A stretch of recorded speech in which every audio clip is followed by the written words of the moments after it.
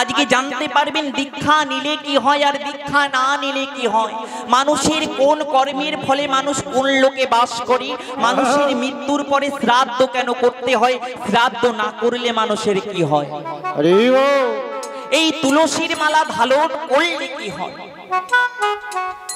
বাবা কুরুক্ষেত্রের যুদ্ধ যখন সমাপ্ত হয়ে গেল, কুরুক্ষেত্রের যুদ্ধ 18 দিন ধরে হয়েছিল, তাই তো বাবা?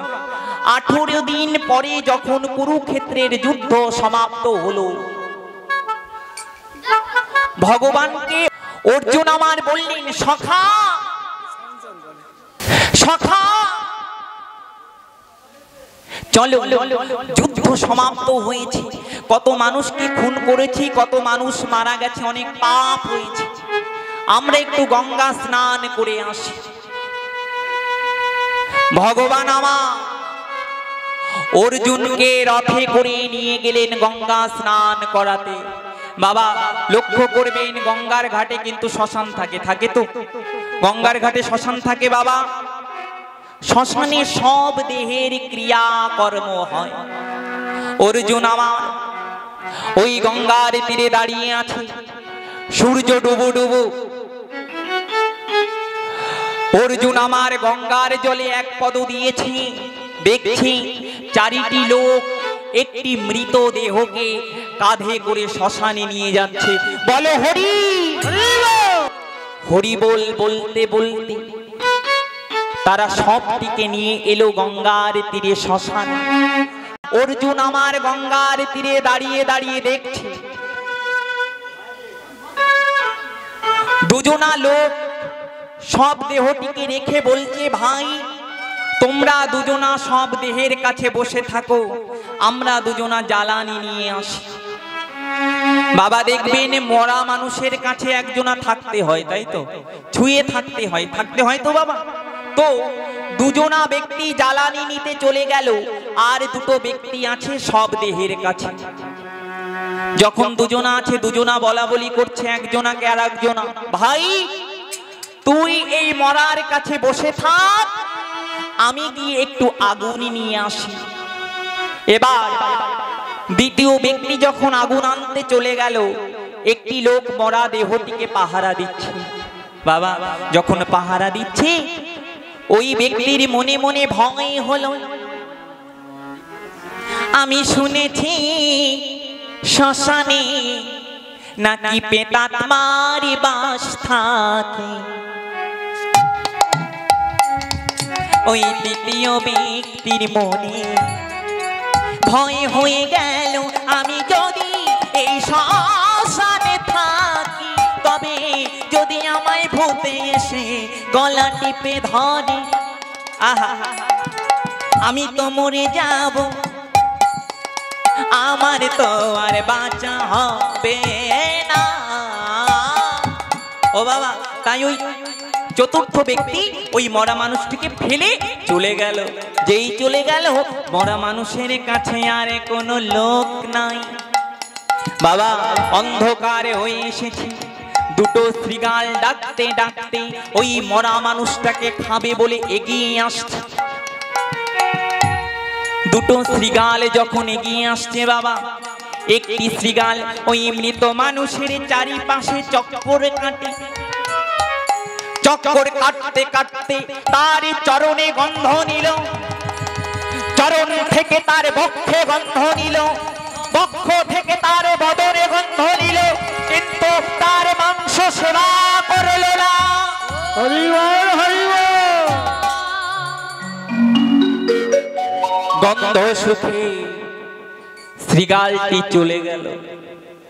দ্বিতীয় শৃগালটি বলছে, ভাই রে কতদিন আহার করি না, ক্ষুধার জ্বালায় জঠরে চলে যাচ্ছে, তুমি যদি ওই মৃত মানুষটাকে সেবা করতে, ধীরে ধীরে আমিও গিয়ে তোমার সঙ্গে ওই মৃত মানুষটাকে সেবা করতাম। শৃগালটি আমারে বলে ওঠে, ওরে ভাই আমি ভেবেছিলাম কতদিন পরে আমাদের আহার মিলেছে, আমি পেট ভরে খাবো বলে ছুটে গেলাম, কিন্তু আমি খেতে পারলাম না ভাই রে। কেন তুমি খেতে পারলে না? কেন, কি হয়েছে? শ্রীগালটি কথা বলছে আর একটি শ্রীগালের সঙ্গে। কি বলছে শুনে নিন বাবা। শ্রীগালটি আমার বললেন, ভাই রে আমার, আমি সর্বপ্রথম ওই মনুষ্যের চরণে গন্ধ শুকলাম। ভাই রে, আমি গন্ধ শুকে দেখলাম কি জানে,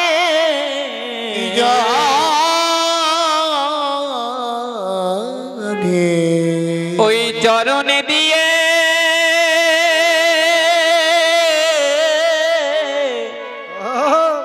কখনো হরিবাসরে যায় না, ওই চরণে দিয়ে কখনো আমার ভগবানের মন্দিরে যায় না। ভাইরে, ওই চরণের কোনো গুণ নাই, ওই চরণে খেয়ে আমার কোনো লাভ হবে না ও ভাই, তাই আমি তার চরণে সেবা করলাম না। আমি ভেবেছি তার চরণটা খাবো, কিন্তু দেখলাম ওই চরণের কোনো গুণ নাই। ও বেঁচে থাকাকালীন ওই চরণে কোনোদিন ভাগবত বাসরে যায় নাই, ওই চরণে কোনো বৈষ্ণবের চরণ ধুলিও লাগে নাই। তাই গৌর হরি হরি বল। ওই চরণে পাপ আছে, তাই ওই চরণে সেবা করলাম না। আমি ভেবেছি ওরে বক্ষটা বুঝি ভালো আছে, বক্ষটা বুঝি ভালো আছে, আমি ওরে বক্ষে গন্ধ সুখে দেখলাম, সুখে দেখলাম, ওর ওই বক্ষ দিয়ে কখনো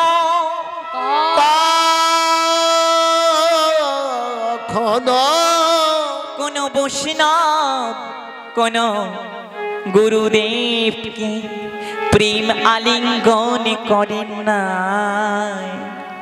কোন প্রেমালিঙ্গন করে না। ওরে বক্ষে মায়া ছিল না, ওরে বক্ষে ভালোবাসা ছিল না, ওরে বক্ষে কৃষ্ণ প্রেম ছিল না। বল ভাই, ও হেন পাপি বক্ষ খেয়ে আমার কি লাভ হবে? তাই আমি খেলাম না।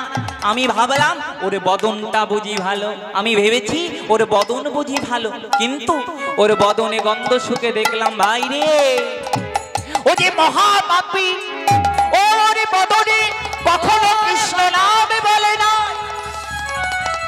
কখনো কখনো কৃষ্ণ নাম, কৃষ্ণ নাম করে না। ওর বদনে কখনো কৃষ্ণ নাম করে নাই, ওই বদনে কখনো ভগবানের নাম নেয় নাই, ওর হাত দিয়ে কখনো কৃষ্ণ কৃষ্ণ বলে ভগবানের চরণে তুলসী পাতা অর্পণ করে নাই। ভাইরে, ওর মতো পাপী বদন কি সেবা করা যায়? তাই আমি ওর বদনে সেবা না করে চলে যাচ্ছি। এই দৃশ্য অর্জুন দর্শন করছে বাবা। এইবার দ্বিতীয় শ্রীগাল ডেকে বললেন, ওরে ভাই, এ তো এক পাপী, এ তো মরে গেছে, দেখ ওই গঙ্গার ঘাটে ওই জ্যান্ত পাপী দাঁড়ায়ে আছে, ওই সুরধনির ঘাটে বসে জ্যান্ত পাপী দাঁড়ায়ে আছে, ওই সুরধনির ঘাটের পাশে জ্যান্ত পাপী দাঁড়ায়ে আছে, ওই সুরধনির ঘাটে বসে জ্যান্ত পাপী দাঁড়ায়ে আছে। ও ভাই, এ তো মরা পাপী, আমি সুরধনির ঘাটে দেখ একটা জ্যান্ত পাপী দাঁড়িয়ে আছে। দ্বিতীয় শ্রীগালটি জ্যান্ত পাপী কাকে বললেন? নাকি অর্জুনকে বলছি। দ্বিতীয় শ্রীগালটি বলছে, কাকে বলছিস? বলে, ওই দেখ অর্জুন, ও হচ্ছে জ্যান্ত পাপী। দ্বিতীয় শ্রীগালটি বলছে, চুপ কর চুপ কর, ও অর্জুন, ও এক বাণে আমাদের মেরে দেবে। দ্বিতীয় শ্রীগালটি বলছে, যদি মরতে হয় মরবো, তবে আমার দুঃখ নাই, আমি একবার নয় 1000 বার বলবো ও পাপী পাপী পাপী। অর্জুন আমার ডেকে বললেন, শ্রীগা তোমরা পশু হয়ে তোমাদের এত ক্ষমতা, তোমরা আমাকে বলো পাপী? শ্রীগাল বলে উঠলেন, ওহে অর্জুন, আমি তবেই তোমাকে মানবো তুমি পাপী নয়, তুমি যদি আমার দুটো কথার উত্তর দিতে পারো। বলছি কি কথা বলো? বলো অর্জুন, এই গঙ্গা স্নান করলে কি হয়? বাবা আপনারা গঙ্গা স্নান করতে যান তো? অপরাধ নেবেন না, আমি বলে দেবো গঙ্গা স্নান করলে কি হয়। রাধে রাধে। অর্জুন বলে উঠলেন, গঙ্গা স্নান করলে পাপ ক্ষয় হয়ে যায়। বললো বেশ। এবার অর্জুনকে বলছে, অর্জুন দ্বিতীয় প্রশ্ন তোমাকে করব, গঙ্গার উৎপত্তি কোথায়? অর্জুন অমনি বলে উঠলো, কেন? আমার সখা ভগবান শ্রীকৃষ্ণের পায়ের তলা। তাই তো বাবা। হরিদ্বার কোথায়? হরিদ্বার কাকে বলা হয়? হরির দ্বার, হরির চরণ থেকে যেখানে গঙ্গার উৎপত্তি, গঙ্গোত্রী গোমুখ গুহা হরিদ্বারে, যেটা নারায়ণের চরণ থেকে গঙ্গার উৎপত্তি হয়েছে, ভগবান শ্রীকৃষ্ণের বাম পায়ের কেন আঙুল থেকে গঙ্গার উৎপত্তি। অর্জুন যেই বলে উঠলেন, আমার সখা শ্রীকৃষ্ণের চরণে গঙ্গার উৎপত্তি, শ্রীগাল অমনি বলে উঠলেন, ওহে অর্জুন, তোমার মতো মূর্খ আছে নাকি যে গঙ্গার উৎপত্তি ভগবানের চরণে, যে ভগবান তোমার সঙ্গে আছে, যে ভগবানকে পাবার জন্য মুনি ঋষিরা ধ্যান করে, সেই ভগবানকে ছেড়ে তুমি এসছো গঙ্গায় স্নান করতে?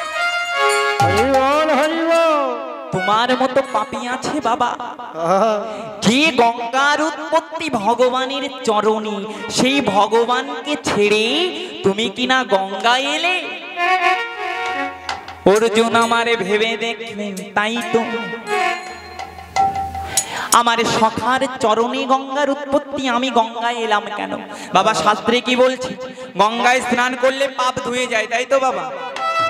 আপনারা প্রমাণ করে দিতে পারবেন গঙ্গায় স্নান করলে পাপ ধুয়ে যায়? প্রমাণ করতে পারবেন বাবা? আমি বলে দিচ্ছি, গঙ্গায় স্নান করলে কখনো পাপ ধুয়ে যায় না।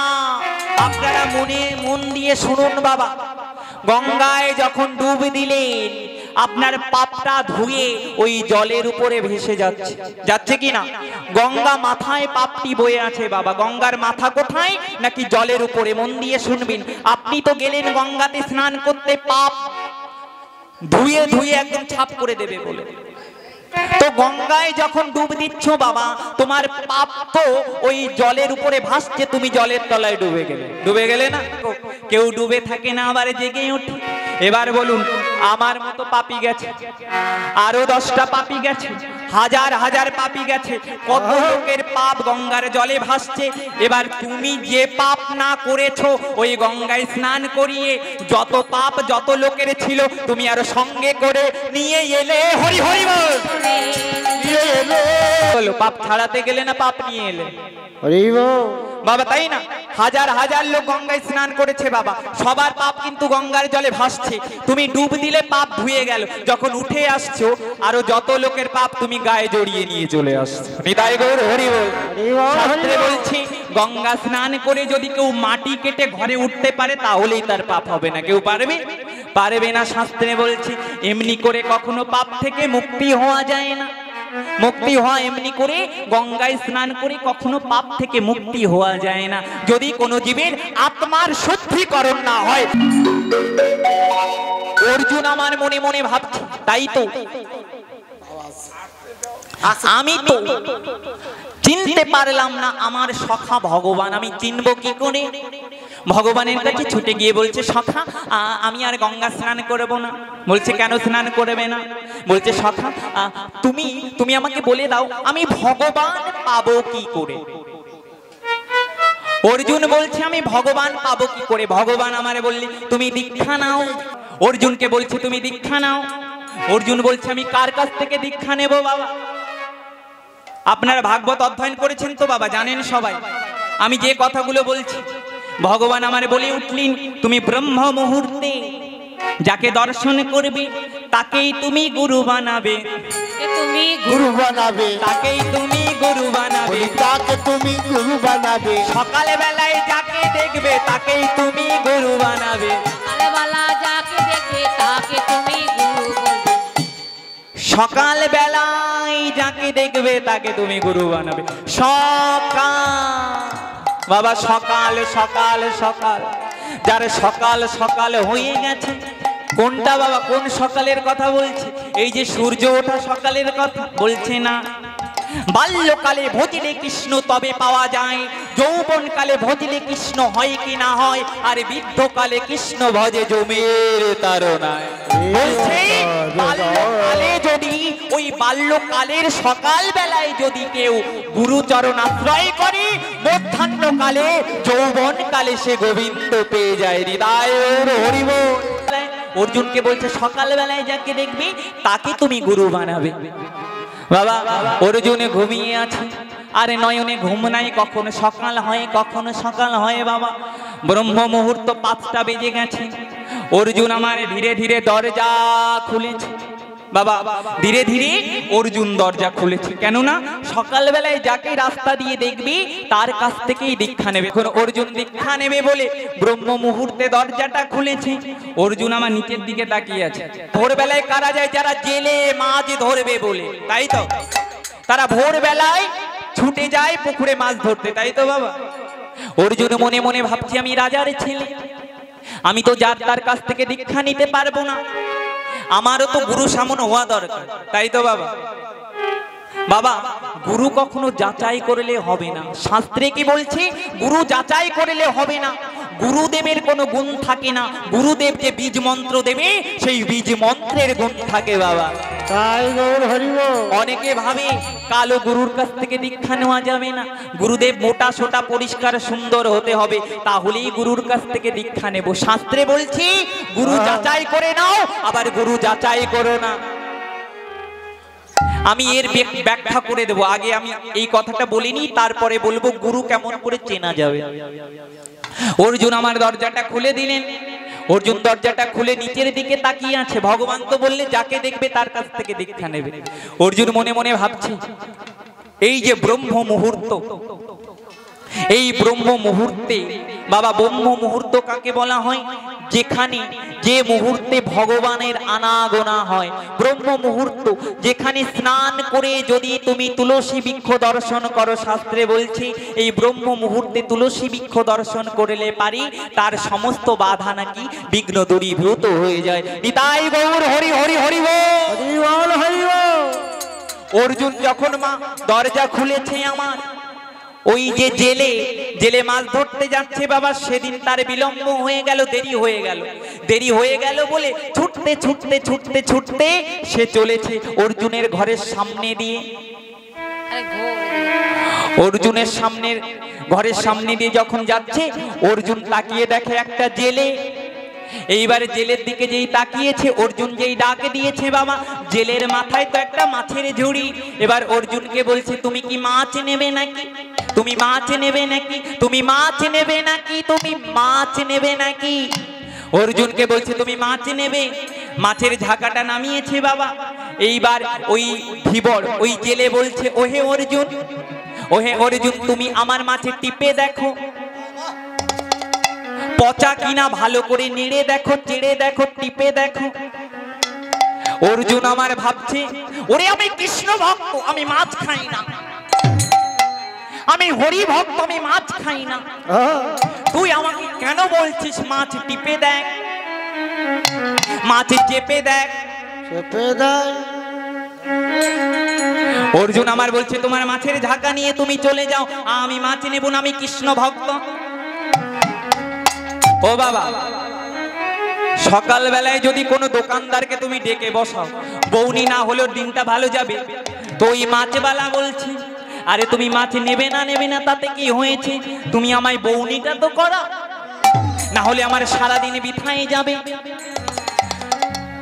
ওই মাছওয়ালা বলছে, তুমি নাকি কৃষ্ণ ভক্ত, তুমি নাকি কৃষ্ণ ভক্ত, কৃষ্ণ ভক্তের মুখ সকাল বেলায় দেখলে নাকি সমস্ত দিন ভালোই যায়। অর্জুন আমার বলছে, ছি ছি ছি ছি ছি, আমি কৃষ্ণ ভক্ত, আমি হরি ভক্ত, আমি একাদশী আছি, তুমি মাছের ডালা নিয়ে এসছো, সরে যাও। ওই মাছবালা চলে গেল, সন্ধ্যা হয়ে গেল, আর অর্জুনের দীক্ষা নেওয়া হলো না। বাবা অর্জুনের মনে অহংকার হলো, আমি রাজার ছেলে, আমি কি কোনো মাছবালার কাছ থেকে দীক্ষা নিতে পারি? দীক্ষা নিতে ভগবান আমার সন্ধ্যাবেলায় এসে অর্জুনকে বলছে, অর্জুন তুমি দীক্ষা নিয়েছো? অর্জুন আমার বলে উঠল, সখা আমি এমন কোন মানুষ পেলাম না যার কাছ থেকে আমি দীক্ষা নিতে পারবো। ভগবান আমার বললেন, তুমি কাউকে দেখো নাই? বলে দেখেছিলাম একটা মাছবালাকে। ভগবান আমার বললে, তাহলে তার কাছ থেকে তুমি কেন মন্ত্র নাওনি? অর্জুন আমার বলছে, সখা একটা মাছবালা, গায়ে নোংরা লাগানো আছে, কত দুর্গন্ধ বেরোচ্ছে, বলো বলো সে কি আমার গুরু হতে পারে? বাবা কৃষ্ণ বলে উঠলো, ও মাছবালা নয়, ও মাছবালা। এবার মন দিয়ে শুনবেন ভগবান কি বল, ও মাছবালা নয়, ও মাছবালা, মাছবালা মেজে ঘষে পরিষ্কার করার বালা। হরি বল, হরি বল। বলছে ও মাছবালা নয়, ও মাঝখানের বালা। যে ভক্ত আর ভগবানকে মিলন করায় সেই মাঝখানের বালাও, ওকে তুমি চিনতে পারো নাই? ওহে অর্জুন, ও তোমাকে মেজে ঘষে পরিষ্কার করবার জন্য এসেছিল। যেমন একটা কামার, একটা শূন্যকার, যদি কামার বাড়িতে যাও বাবা, লোহাতে যদি জং ধরে যায়, তারা ঘষে ঘষে পরিষ্কার করে অস্ত্র বানিয়ে দেয়। তো ওহে অর্জুন, ওই যে মাছবালা এসেছিল, তোমার ভিতরে যে অহংকার, যে কামনা বাসনা আভিজাত্য আছে, এই ময়লাকে ধুয়ে ফেলবার জন্য, এই ময়লাকে মাজবার জন্য এসেছিল অর্জুন। তুমি তো তাকে চিনতে পারো না। আর শোনো অর্জুন, তুমি ভাবলে কি করে একটা জেলে তোমার গুরু হবে? তুমি তো রাজার ছেলে, আমি ঠিক করে রেখেছিলাম। ও জেলে নয়, ও দেবতাদের গুরু। বৈশিষ্ট্য মাছবালার রূপে ধরে তোমার কাছে এসেছিল, কিন্তু তুমি তাকে চিনতে পারো নাই। বাবা গুরুদেব কি করে? শিষ্যকে মেজে ঘষে পরিষ্কার করে কি না? বাবা শাস্ত্রে কি বলছে? দীক্ষা নেবার আগে যদি কোনো ব্যক্তি পাপ কর্ম করে, তাই তো বাবা, দীক্ষা নেবার আগে যদি কোনো ব্যক্তি পাপ কর্ম করে, দীক্ষা নেবার পরে সেই গুরুদেব শিষ্যের সমস্ত পাপ নিজের অঙ্গে বহন করে। সেই শিষ্য যদি কোনো পাপ করে, তাহলে সেই পাপ শিষ্যের লাগে না, গুরুদেবের লাগে। নিতাই গৌর হরি হরি বল, হরি বল, হরি বল। ভগবান আমার বললেন, গুরু গুরু, আমি তোমাকে গুরু পাঠিয়েছিলাম। গু কথার অর্থ হচ্ছে এক গুচ্ছ, রু কথার অর্থ হচ্ছে আত্মা। যার ভিতরে এক গুচ্ছ ভালো আত্মা আছে, সেই তো গুরু হয়। হরি বল, হরি বল। ওমা যার ভিতরে দাস্য ভাব, শান্ত ভাব, সখ্য ভাব, প্রেম, বৈরাগ্য, বৈভব্য, নম্রতা, বিনম্রতা, যার ভিতরে কিঞ্চিৎ প্রেম আছে, ভাব আছে, বলি সেই কৃত হয়ে একটা গুরু তৈরি হয়। সেই গুরুর কাছে যদি কোনো শিষ্য যায় বাবা, সেই শিষ্য ভগবানের চরণে পেয়ে যায়নি। তাই তাহলে গুরু হচ্ছে কি? গুরু হচ্ছে শিষ্যকে অন্ধকারের জগৎ থেকে আলোর জগতে নিয়ে যায় বাবা, ভগবান পাইয়ে দেয়। একটা ঘটক যেমন ছেলে মেয়ের বিয়ে দিয়ে দেয়, গুরু হচ্ছে তেমন বাবা, তাই তো ঘটকালি করে, ভক্ত আর ভগবানের মিলন করিয়ে দেয়। তাই বলছে গুরু হচ্ছে মাঝখানের বালা, যে না থাকলে পারে ভগবানকে পাওয়া যায় না। তাই অর্জুন বলছে, ও যদি মাঝবালা না হবে বাবা, তাহলে ওর ঝাঁকায় মাছ কোথা থেকে এলো? শোনো শাখা, শুধু তাই বলছে না, আমাকে টিপে দেখতে বলছে। ছি ছি ছি ছি সখা, ও যদি দেবগুরু বৈশিষ্ট্য হবে, তাহলে মাছ আমাকে টিপে দেখতে বলছে কেন? বুঝুন কোথায় তত্ত্ব লুকিয়ে রেখেছে মায়েরা। অর্জুনকে বলছে, অর্জুন তুমি টিপে দেখো, টিপে দেখো, টিপে টিপে টিপে। টিপ কথার অর্থ কি ভোট দিয়েছেন তো টিপতে হয় না? আমি যে মাছ এনেছি তোরা টিপে দেখ। ভগবান আমার বলল টিপে দেখতে বলেছে। টিপ টিপ কোথায় টিপ? ও বাবা গুলতি মেরেছো কখনো? হ্যাঁ, পাখিকে মারতে গেলে টিপ লাগাতে হয় না? অর্জুনকে বলছে ও মাছ টিপে দেখার কথা বলে নাই, ও টিপে লাগাতে বলেছে। কোন টিপে? যে টিপে লাগালে পারে তুই গুরু পাবি, যে টিপে লাগালে তুই কৃষ্ণ পাবি, যে টিপে লাগালে তুই ভক্তি পাবি।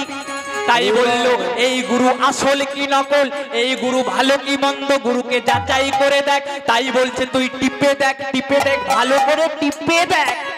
তুই টিপে লাগা, কোন টিপে লাগালে তুই সেই টিপের নাথকে পাবি। অর্জুন বলছে হ্যাঁ আমি নয় বুঝলাম টিপে দেখ, আমি নয় বুঝলাম সে টিপে দেখার কথার অর্থ তাকে যাচাই করে দেখতে বলেছে। তাহলে বলল কেন পাল্টে দেখ মাছটা ভালো কিনা, পাল্টে দেখ, পাল্টে দেখ, পাল্টে পাল্টে পাল্টে পায়ে পায়ে দেখ। ওরে অর্জুন ও পাল্টে দেখার কথা বলে নাই, ও পায়ে দেখতে বলেছে। হরি হরি বল, দেখতে বলেছে, পায়ে দেখতে বলেছে,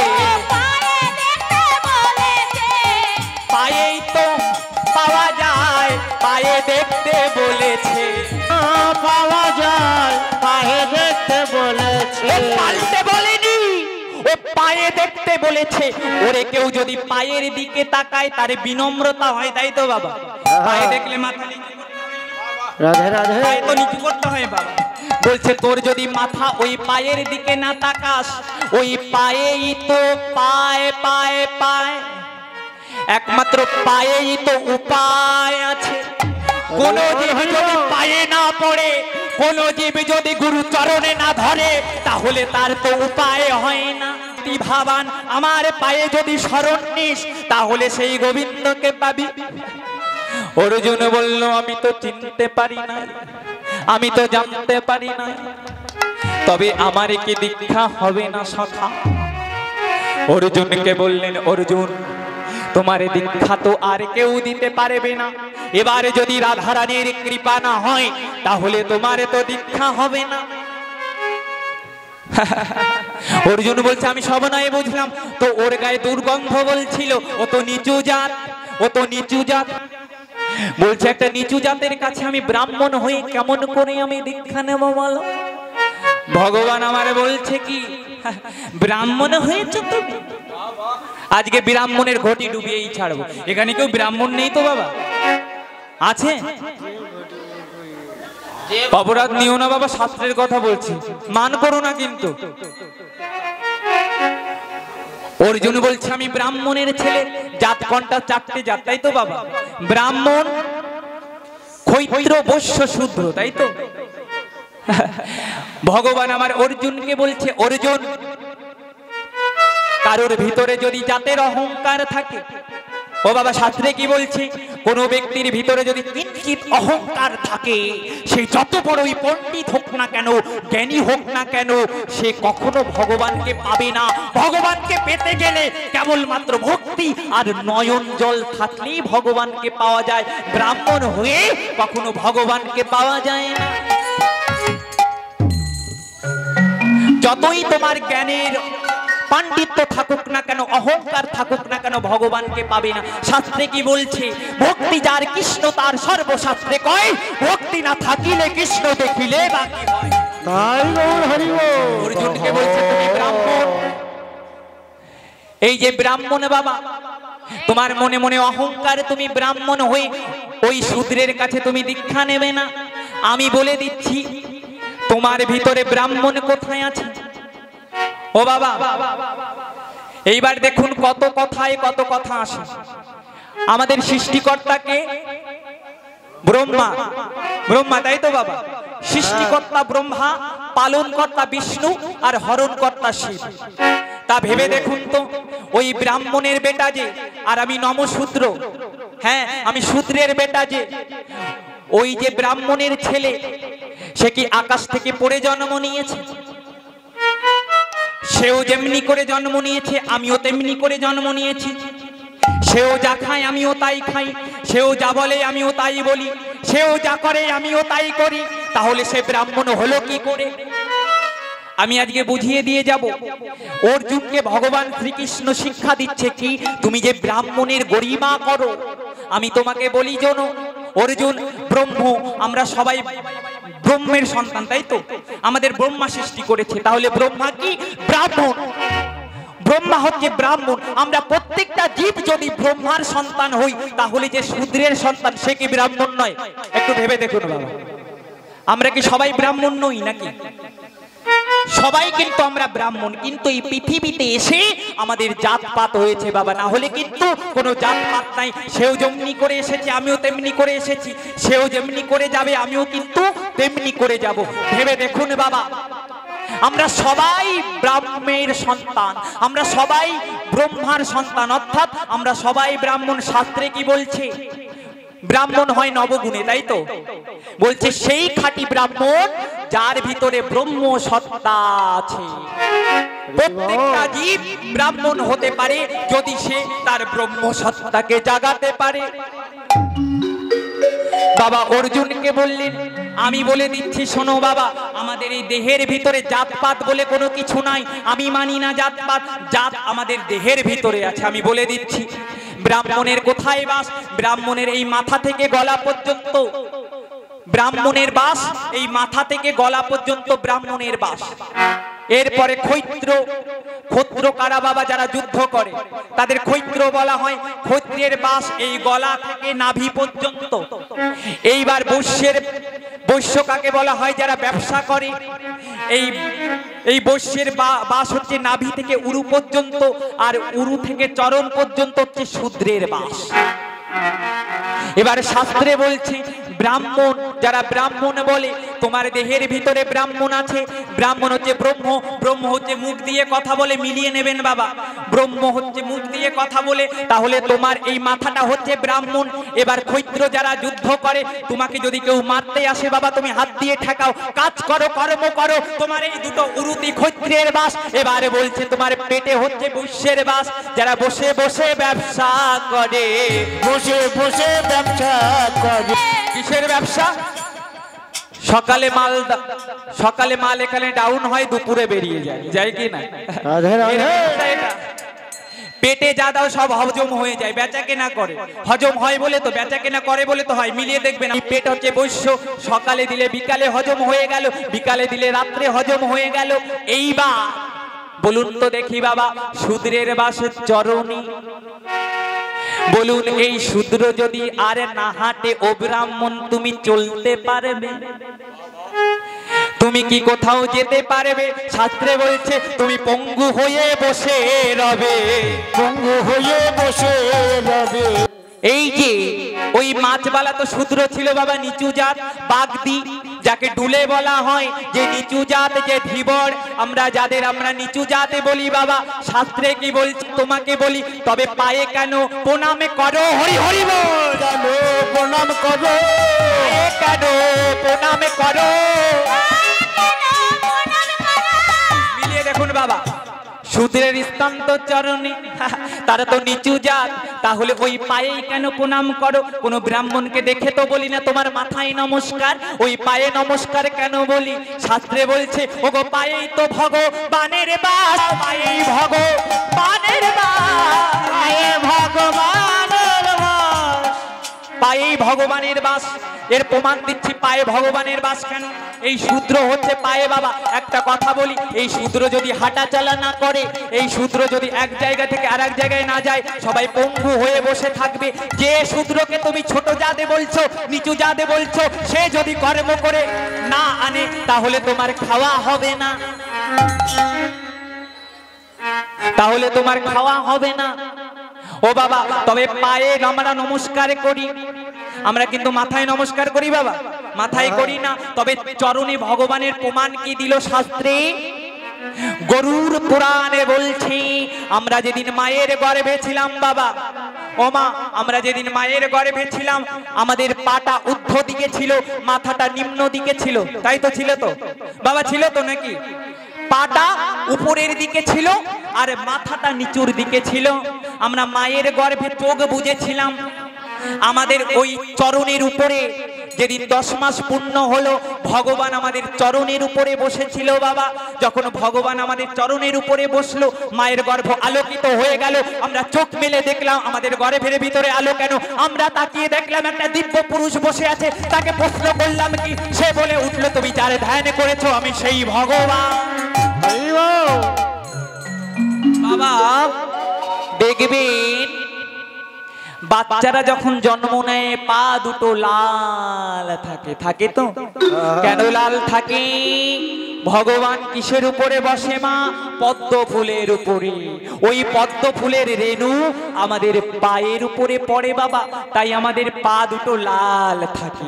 এই জন্য সর্বপ্রথম ভগবান মায়ের গর্ভে আমাদের পায়ের উপরে বসেছিল বলে তাই আমরা সবার পায়ে প্রণাম করি।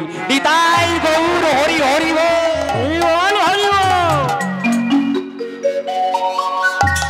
তাহলে পায়ে হচ্ছে সূত্রের বাস। ওই যে অর্জুন তোমায় বলেছিল না, পায়ে দেখ, পায়ে দেখ, ভালো করে পায়ে দেখ। এই পা হচ্ছে সর্বশ্রেষ্ঠ জায়গা। এই চরণে যদি কেউ শরণ না নেয় তাহলে তার গতি হয় না, তার উদ্ধার হয় না, তার মুক্তি হয় না। তাহলে মা আমাদের প্রত্যেকটা জীবের দীক্ষা নিতে হবে। দীক্ষা না নিলে পারে কিন্তু আমাদের মুক্তি হবে না। অনেক গুরুদেবেরা বলে না বাবা, ও বাবা শুনছো তো কি বলে? দীক্ষা না নিলে নাকি তার হাতের জল শুদ্ধ হয় না। হয় কি? সত্যি তো নাকি? আরে কথা বলো না কেন? সত্যি তো নাকি? ও বাবা সত্যি। আমি যদি বলি সারাসার মিথ্যে কথা, আমি প্রমাণ করে দেব। যারা গলায় তুলসীর মালা নিয়েছো সবাই দীক্ষা নিয়েছো, তাই তো বাবা?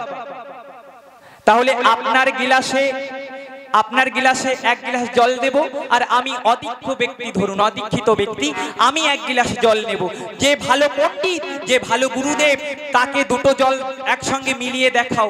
সে যদি প্রমাণ করে দিতে পারে কোনটা দীক্ষিত জল আর একটা কোনটা অদীক্ষিত জল, তাহলে আমি এখানে গলায় গামছা দিয়ে চলে যাব। বলে দিতে পারবে বাবা? কোন গুরুদেব বলতে পারবে এটা অদীক্ষিতর জল আর এটা দীক্ষিতর জল? শাস্ত্রে বলছে দীক্ষা নিলে হাতের জলের শুদ্ধিকরণ হয় না, হয় নয়নের জলের শুদ্ধি। দীক্ষা নেওয়ার আগে আমাদের নয়ন থেকে যে জলটা বরিশিত হয় এ জল ভগবানের সেবায় লাগে না। কামনা বাসনা তাতে জ্বালা যন্ত্রণা থাকে। দীক্ষা নেবার পরে তার নতি ভাব আসে, নতি ভাব আসলে পারে তার বিনম্রতা আসে, বিনম্রতা ভাব আসলে শান্ত ভাব আসে, শান্ত ভাব আসলে তার ভক্তি ভাব আসে, আর ভক্তি হলেই তার নয়নে বাড়ি ধরে বাবা।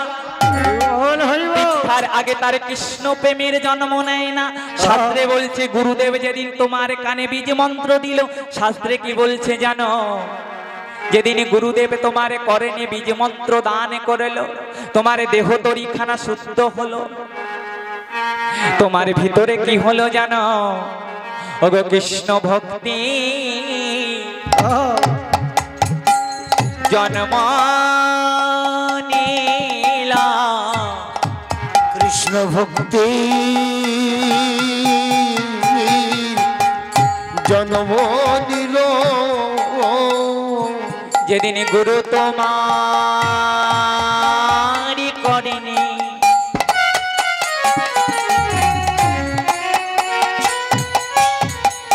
বীজ মন্ত্র দিলা, সেদিন কৃষ্ণ ভক্তি জন্ম নিলা। তোমার গুরু যেদিন মন্ত্র দিল তোমার কৃষ্ণ ভক্তি জন্ম নিল। বাবা যেদিন গুরুদেব আমাদের কৃষ্ণ নাম দিল সেদিন আমাদের ভিতরে কৃষ্ণ ভক্তির জন্ম নিল। এর আগে আমরা আমার আমার আমার বলে কাঁদি। যখন দীক্ষা শিক্ষা হয়ে যায় আমরা বীজ মন্ত্র জপ করি বাবা, ধীরে ধীরে আমাদের ভিতরে কৃষ্ণ ভক্তি জন্মায়। নিতাই গৌর হরি বল। এই কারণে আমাদের দীক্ষা নেওয়া। দীক্ষা নেবার পরে তুলসীর মালা দেয় বাবা। তুলসীর মালা নিলে কি হয় জানো? এই দেহটা কি হয় জানো? বলি দেহ বৃন্দাবন হয়ে যায়, ও বৃন্দাবন হয়ে যায় গো, দেহ বৃন্দাবন হয়ে যায় গো। তুলসীর মালা ধারণ করলে দেহ বৃন্দাবন হয়ে যায় গো। তুলসীর মালা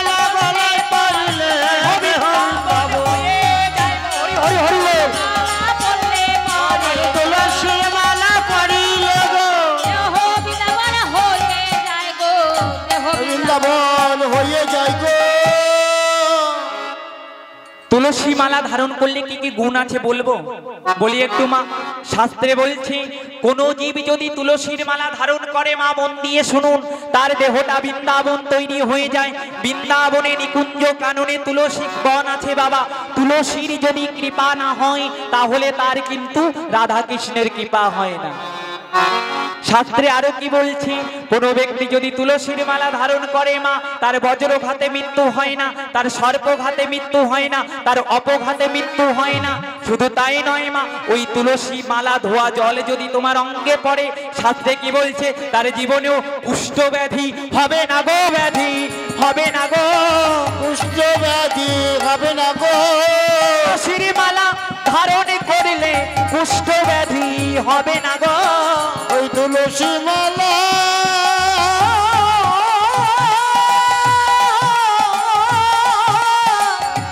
ধারণ করিলে ব্যাধি হবে না। তুলসী মালা ধারণ করলে ব্যাধি হবে না গো। তুলসী মালা ধারণ করলে হবে না গো। তুলসীর মালা ধারণ করলে তার কুষ্ঠ ব্যাধি হবে না। আরো শাস্ত্রে কি বলছে বাবা, ও মা কি বলছে শুনে নিন। কোন ব্যক্তি যদি তুলসীর মালা ধারণ করে মা, তার মুখ যদি সকাল বেলায় কেউ দর্শন করে, যদি কোনো ব্যক্তির অকাল মৃত্যু থাকে, যে ব্যক্তি দীক্ষা নেবার পরে গলায় তুলসীর মালা আছে মা, সেই ব্যক্তির বদন দর্শন করলে তার নাকি অকাল মৃত্যু দূরীভূত হয়ে যায়নি। তাই গৌর হরি হরি বল।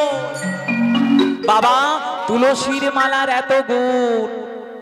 শাস্ত্রে কি বলছে, যারা দীক্ষিত ব্যক্তি, সেই দীক্ষিত ব্যক্তির মুখ যদি সকালবেলায় অদীক্ষিত ব্যক্তি দর্শন করে, বলছে তার যদি অনেক দিন কোনো কাজ হচ্ছে না, সকালবেলায় তার মুখ দর্শন করে যদি যায়, তার কি হয়ে জানো? বলি না খাওয়া কাজ হয়ে যায় গো, না খাওয়া কাজ হয়ে যায় গো। ভক্তের বদন দর্শন হলে না হওয়া কাজ হয়ে যায় গো। ওই ভক্তবধ